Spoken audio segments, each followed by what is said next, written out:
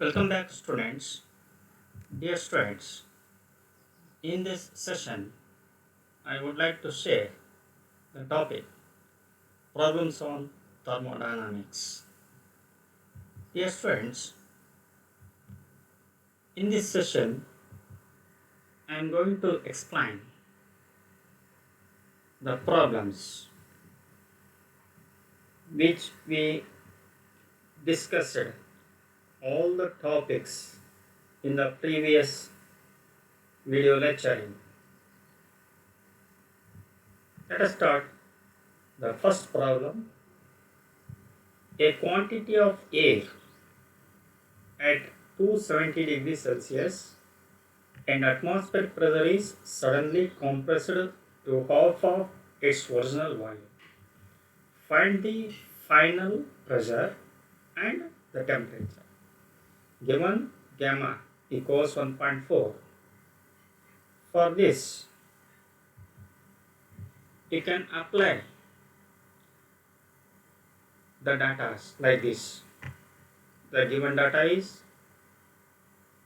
pressure P1 equals 1 atmosphere, P2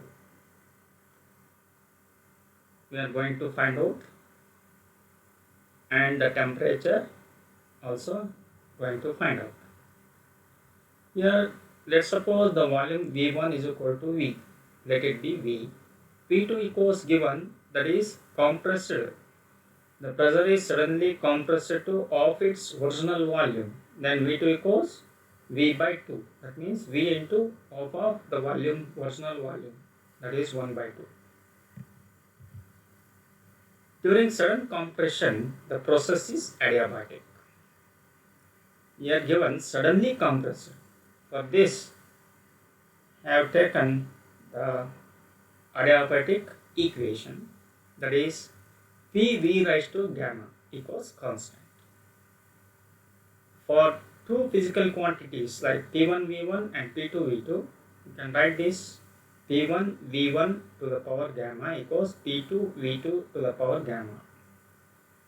Here we want to find out the pressure P2. Hence, rearranging this formula, we get P2 equals P1 into V1 by V2 whole square. On further substitution of given data here for this formula, P1 is 1 into V1 is V, V2 is V by 2. Hence, V is get cancelled. Hence, 2 in the numerator, it becomes 2 to the power of 1.4. Here, this is not 2, this is 1 gamma. Here, by mistake, it is written here, this is gamma. Make it correct. That is 2 to the power 1.4. On further simplification of this one, we got 2.636 atmospheres. For temperature, here we want to find out the temperature T2 here. T1 is given 27 degrees Celsius, converts into Kelvin. That means 27 plus 273, that is 300 degree Kelvin. V1 and V2 are the same as in the above. Therefore, gamma equals 1.4. For this one, you can use the formula second option, that is adiabatic process formula T1 V1 to the power gamma minus 1 equals constant. Therefore, T1 V1 to the power gamma minus 1 equals T2 V2 to the power gamma minus 1. We want to find out T2, temperature T2. Hence, rearranging this formula, here it becomes T2 equals T1 into V1 by V2 to the power gamma minus 1. Here you can substitute the given data here. You can get, on further simplification, you got 395.85 degree Kelvin. When it is converted to degree Celsius, it becomes 122.85 degrees Celsius. Next, second problem. Air at NTP is compressed adiabatically to half of its volume. Calculate the change in its temperature. Given gamma equals 1.4 for air. Here air at a normal temperature pressure. For this one, the data is given here. Let T1 and T2 degree Kelvin at V1 and V2. Here V2 is equal to half of the original volume, that means V2 equals V1 by 2. Original volume is V1, then the second volume V2 equals V1 by 2. Then you have to find out T2. Here change in temperature T2 minus T1, you also find out here. For this one, during an adiabatic process, for given the volume and temperature, you can take the formula T V raised to gamma minus 1 is equal to constant. For the two physical quantities, you can write the formula like this: T1 V1 to the power gamma minus 1 equals T2 V2 to the power gamma minus 1. We want to find out the temperature T2, hence rearranging this formula, it becomes T1 into V1 by V2 to the power gamma minus 1. On further simplification and substitution of given data in this formula, here it becomes T1 into 2 to the power 1 minus 1.4 minus 1 means 0.4. Then it becomes, on further calculation, 1.319 T1. Here change in temperature means T2 minus T1. Here T2 is 1.319 T1 minus T1 as it is. Take T1 outside, then it becomes 0.319 T1 Kelvin. Third problem, a certain mass of gas at NTP is expanded to 3 times its volume under adiabatic conditions. Calculate the resulting temperature and pressure. Gamma for the gas is 1.40. For this, we can use the same method as I already explained in the second problem. Here, the given quantities are V1 is equal to V, volume, original volume, let it be V. Second volume V2 is equal to 3 times of the volume. Here, expanded to 3 times of its volume. T1 is equal to 273 degree Kelvin at NTP condition. Then you have to find out T2.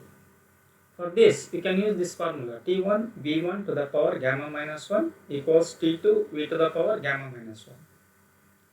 You have to find out T2 here. T2 is equal to, on rearranging this formula, it becomes T1 into V1 by V2 to the power gamma minus 1. On substituting all the given quantities in this formula here, we get, on further simplification and calculation, we got 175.91 degree Kelvin, or nearly it is 176 degree Kelvin. When it is converted into degree Celsius, it becomes minus 97 degrees Celsius. Later, let us find out the pressure P2. For this one, again the data is written here. We can use the formula for this P1 V1 to the power gamma equals P2 V to the power gamma. That is the adiabatic condition formula. Then P2 is equal to, we have to find out P2. Then it becomes P1 into V1 by V2 to the power gamma. By substituting the quantities here, the data here for this formula, and further simplification and calculation, we got 0.2148 atmospheric pressure. Let us see the fourth problem. A gas occupying 1 liter at 80 centimeter of mercury pressure is expanded adiabatically to 1190 Celsius cubic capacity. If the pressure falls to 60 centimeter of mercury pressure in the process, deduce the value of gamma. Here in this problem, we have asked to find out the specific heat ratio gamma. For this one, here data is given here. The gas occupying 1 liter at 80 centimeter of mercury pressure means P1. That is, P1 equals 80 centimeter of mercury pressure. P2 is equal to 60 centimeter of mercury pressure here. V1 is 1000 cc, V2 is 1190 cc. Therefore, you can use the formula like this, that is the adiabatic formula. Pv to the power gamma is equal to constant. For two physical quantities P1 V1 and P2 V2, you can use this formula here like this. And rearranging this one, we got P1 by P2 is equal to V2 by V1 to the power gamma. You have to take log on both sides. Then it becomes log of P1 by P2 is equal to gamma into log of V2 by V1. This is log to the base E. On further simplification, you have to find out gamma here. Therefore, gamma is equal to log of P1 by P2 whole divided by log of V2 by V1. Here gamma is equal to log of P1 is 80 and P2 is 60 millimeter mercury pressure, and V2 is 1190 cc, V1 is 1000 cc. On further calculation of this one, we got the answer nearly about 1.654, the gamma. Gamma has no unit. Fifth one, find the efficiency of the Carnot's engine working between the steam point and the ice point. Here this problem is based on the Carnot's heat engine, that means Carnot cycle. For this one, T1 is 273 plus 100 degree Celsius. Here this is a boiling point of water. T1 is 273 plus 100, that becomes 373 degree Kelvin.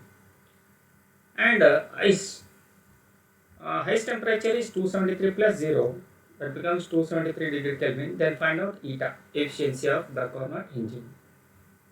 For this one, we have to write the Carnot efficiency formula. Eta equals 1 minus T2 by T1 is equal to 1 minus, what T2 is 273 and T1 is 373. On further simplification of this one, we got 0.268. Efficiency has no unit, is pure number. For percentage, you have to multiply 100 for this answer. You got 26.8%. This is the efficiency of Carnot engine. Next problem is, find the efficiency of Carnot's engine working between 127 degrees Celsius and 27 degrees Celsius. It absorbs 80 calories of heat. How much heat is rejected? Here it also based on the Carnot heat engine formula. For this one, he has to find out the efficiency of the Carnot heat engine and the quantity of heat absorption. Quantity of heat rejection. Here quantity of heat rejection is Q2 here.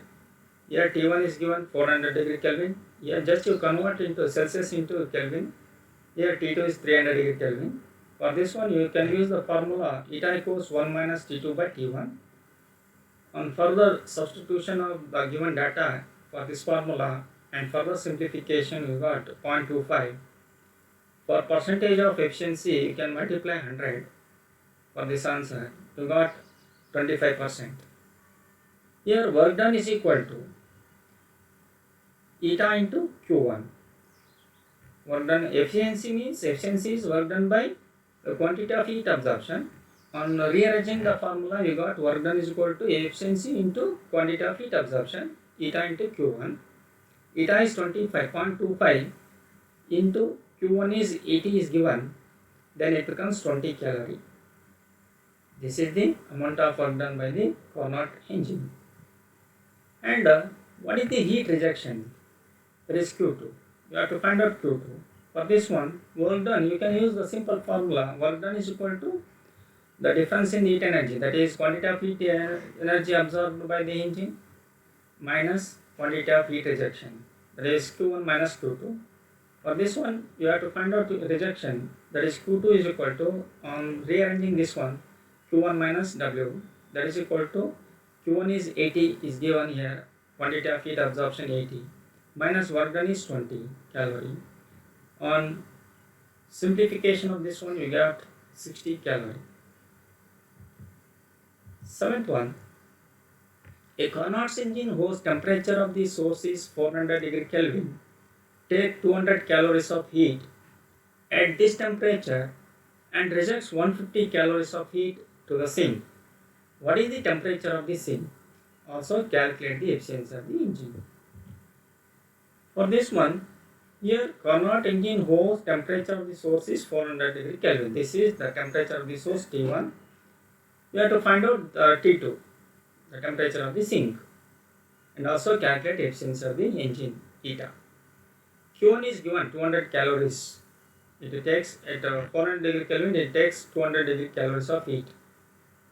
For this one, the formula written like this: Q1 by T1 is equal to Q2 by T2.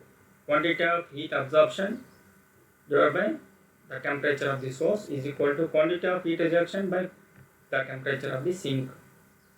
For this one, we have to find out T2 here, and rearranging this formula, T2 is equal to Q2 by Q1 into T1. You can just substitute the given data here, 150 by 200 into 400. On further calculation, we got 300 degree Kelvin. This is the temperature of the sink. Temperature of the sink is always lesser than the temperature of the source. And finally, the efficiency of the Carnot engine.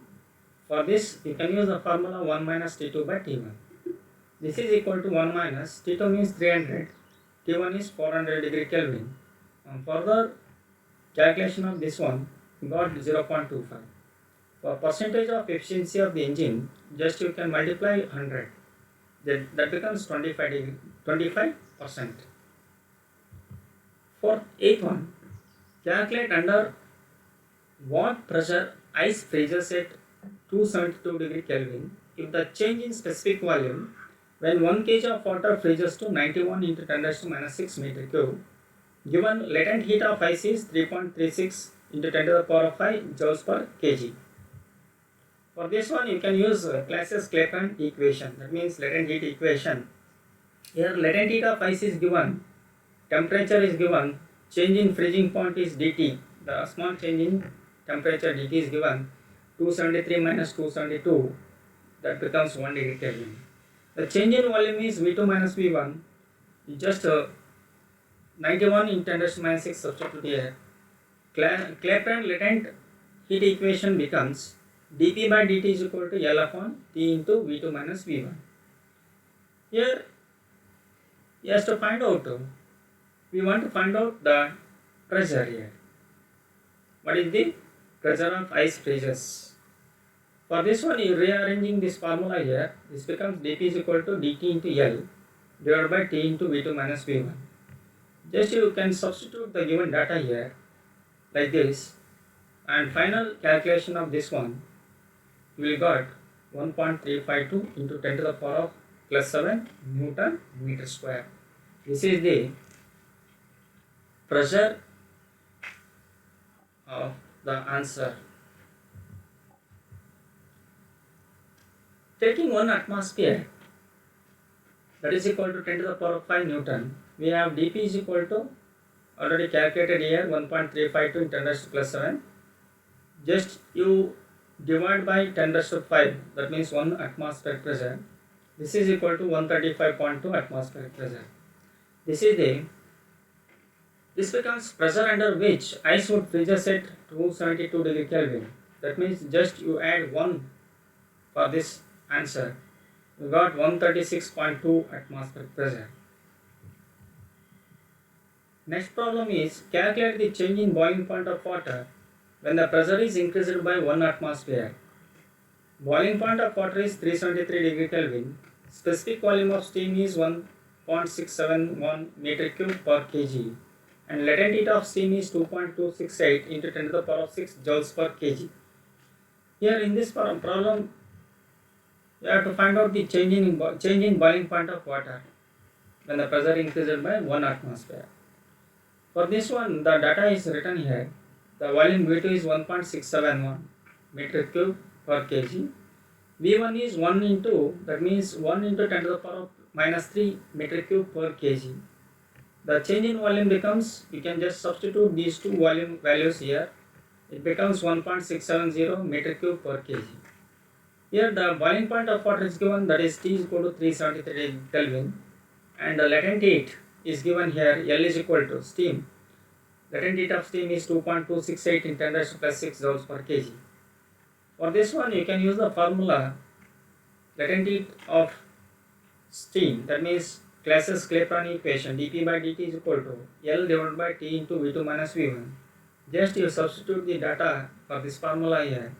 On further calculation, we got 3.64 in 10 raised to plus 3 Newton meter square degree Kelvin. Here increase in pressure is dP is equal to 1 atmosphere, that is 10 to the power of 5 Newton meter square.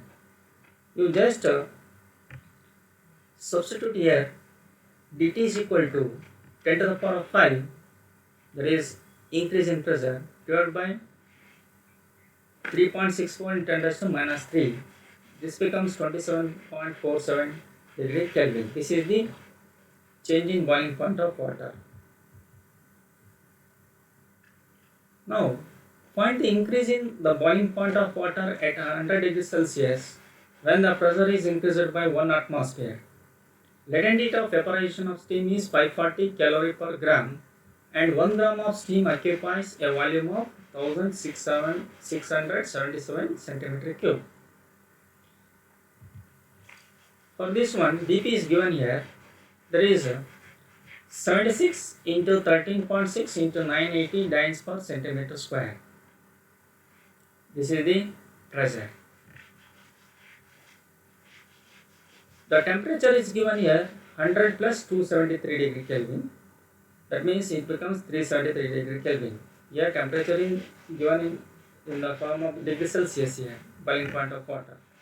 The latent heat of evaporation of steam is 540 into, that is multiplied with 4.2 into 10 raised to 7 ergs.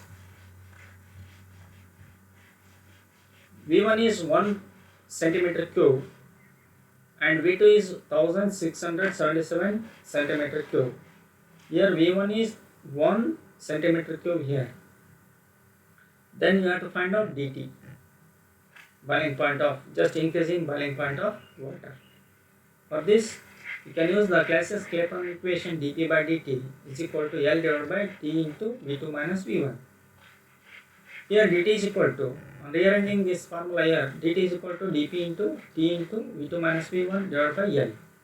Just you substitute the data here, you got on further simplification and the calculation of this one, 27.92 degree Celsius. To increase in the boiling point of water with an increase in pressure of 1 atmosphere is 27.92 degree Celsius. Calculate under what pressure water will boil at 120 degrees Celsius if the change in specific volume when 1 gram of water is converted into steam is 1.676 centimeter cube. For this one, you can use the Clausius-Clapeyron formula. You have to find out dP here, and rearranging this formula, it becomes dt into L divided by T into V2 minus V1. On final substitution of the data here, you just calculate the dP. That means under what pressure water will boil at 120 degree Celsius. Then finally you got the answer like this, 1.7254. You can do this problem as previously I explained in the problem 9th and 10th. The same way you can do this problem now. Thank you.